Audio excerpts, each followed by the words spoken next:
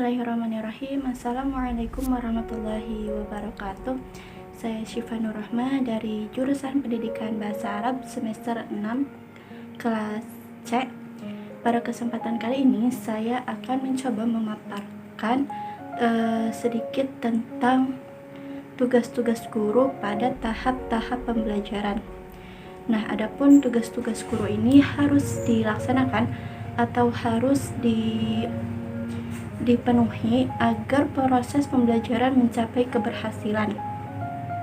Nah, apa sih tahap-tahap dari pembelajaran ini? Yaitu terdapat pra pembelajaran, saat pembelajaran, dan pasca pembelajaran.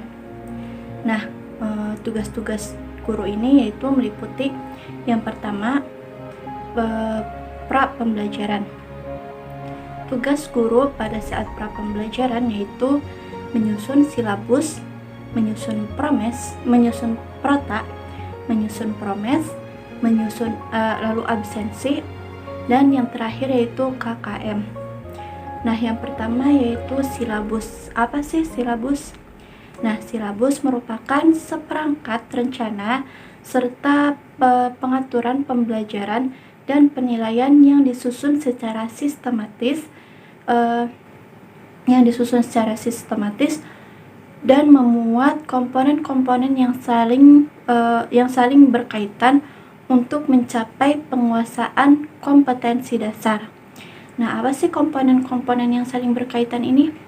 Nah, komponen-komponen yang saling berkaitan ini yaitu yang pertama standar kompetensi, lalu yang kedua kompetensi dasar, yang ketiga yaitu indikator, yang keempat materi pokok, yang kelima yaitu pengalaman belajar, dan yang terakhir yaitu alokasi waktu. Nah, setelah menyusun silabus, selanjutnya yaitu guru menyusun prota. Prota itu singkatan dari program tahunan. Nah, prota ini merupakan rencana penetapan alokasi waktu 1 tahun ajaran untuk mencapai tujuan yang telah ditetapkan. Pada prota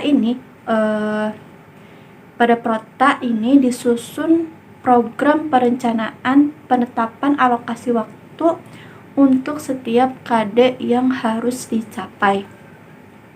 Selanjutnya, setelah prota atau program tahunan, yaitu berlanjut kepada promes.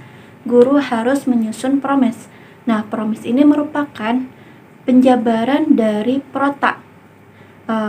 Apabila prota disusun untuk menentukan jumlah jam yang diperlukan untuk mencapai KD, sedangkan promes itu sendiri merupakan jawaban atau waktu minggu keberapa atau minggu kapan pembelajaran untuk mencapai KD itu dilakukan. Setelah menyusun promes program semester, selanjutnya yaitu absensi. Nah, absensi ini sangat penting ya untuk pembelajaran, di mana absensi ini memuat data-data mahasiswa yang akan diajar oleh guru. Apabila tidak ada absensi, maka pembelajaran akan dirasa kurang lengkap ya, karena absensi itu sendiri merupakan untuk menghitung jumlah hadir dari siswa dalam proses pembelajaran. Selanjutnya, setelah menyusun absensi, yaitu yang terakhir KKM. KKM itu sendiri merupakan kriteria ketuntasan minimal. Nah, kriteria ketuntasan minimal ini merupakan nilai rendah yang harus dicapai oleh tiap-tiap murid. Nah, KKM ini dimusyawarahkan oleh dewan-dewan guru secara bersamaan untuk menentukan nilai dari KKM tersebut. Tentunya KKM ini untuk tiap tingkatan, setiap naik tingkatan kelas, maka KKM harus lebih besar dari tingkatan bawah. Semisal untuk KKM kelas 10 pada MA sekitar 6,5. Maka untuk KKM kelas 11 harus lebih besar, yaitu 7, dan untuk kelas 12 yaitu 7,5. Seperti itu. Nah, selanjutnya tahap yang kedua yaitu proses pembelajaran berlangsung. Nah, pada proses ini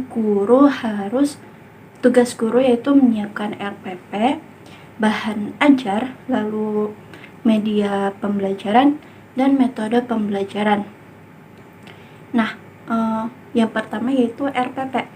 RPP merupakan singkatan dari rencana pelaksanaan pembelajaran. RPP itu sendiri merupakan rencana pembelajaran mata pelajaran per unit yang akan ditetapkan guru dalam pembelajaran di kelas. Nah, RPP itu sendiri merupakan perencanaan untuk memperkirakan atau memproyeksikan apa yang akan dilaksanakan dalam kelas. Nah, di dalam RPP ini terdapat tujuan pembelajaran, lalu kompetensi inti, kompetensi dasar, lalu materi apa yang akan dipelajari, metode pembelajaran, dan lain sebagainya. Seperti itu. Lalu setelah RPP, guru juga harus menyiapkan bahan ajar. Nah, bahan ajar itu sendiri merupakan hal yang diperlukan dalam proses pembelajaran. Bahan ajar merupakan materi yang disusun secara sistematis, sehingga saat penyampaian di dalam kelas, guru tidak kesulitan dan materi tersampaikan secara sistematis. Selanjutnya yaitu media pembelajaran. Media pembelajaran merupakan sebagai alat bantu untuk mempermudah pencapaian tujuan pembelajaran.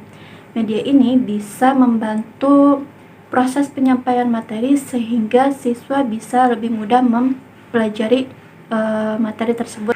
Selanjutnya yaitu metode pembelajaran. Nah, apa sih metode pembelajaran ini? Sebelumnya, metode pembelajaran itu tidak bisa dilepaskan atau dipisahkan dari strategi pembelajaran. Yang mana strategi itu sendiri merupakan suatu rancangan atau suatu serangkaian kegiatan untuk mencapai tujuan, dan metode adalah cara yang digunakan untuk mengimplementasikan strategi itu sendiri. Nah, selanjutnya yaitu pasca pembelajaran. Pada pasca pembelajaran ini terdapat 3 poin, yaitu lembar penilaian, bank soal, dan tugas mandiri. Nah, sebelumnya apa sih penilaian itu? Nah, penilaian itu merupakan proses pengumpulan dan pengolahan informasi untuk menentukan pencapaian hasil peserta didik. Jadi, lembar penilaian ini, teman-teman, berisikan tentang kriteria guru dalam menilai peserta didik. Nah, di lembar penilaian ini, data-data dari hasil belajar peserta didik akan diinput dan diakumulasikan, sehingga akan terlihat perkembangan dari pembelajaran seorang siswa. Poin yang kedua, terdapat bank soal. Bank soal itu sendiri merupakan kumpulan dari butir-butir tes soal, dan bank soal ini mengacu pada proses pengumpulan soal-soal, pemantauan, dan penyimpanannya dengan informasi terkait, sehingga mempermudah pengambilan untuk merakit soal-soal. Lalu yang selanjutnya yaitu tugas mandiri. Nah, tugas mandiri di sini guru memberikan tugas mandiri kepada murid untuk mengukur seberapa jauh pemahaman murid terhadap pembelajaran yang telah dilaksanakan. Nah, tugas mandiri ini juga bisa menumbuhkan sikap disiplin dan tanggung jawab siswa, juga bisa mengembangkan pola pikir siswa. Jadi, tugas mandiri ini guru harus menyiapkan tugas mandiri yang nantinya akan dikerjakan oleh siswa. Nah, mungkin hanya sekian teman-teman yang bisa saya sampaikan pada kesempatan kali ini. Kurang lebihnya mohon maaf. Wassalamualaikum warahmatullahi wabarakatuh.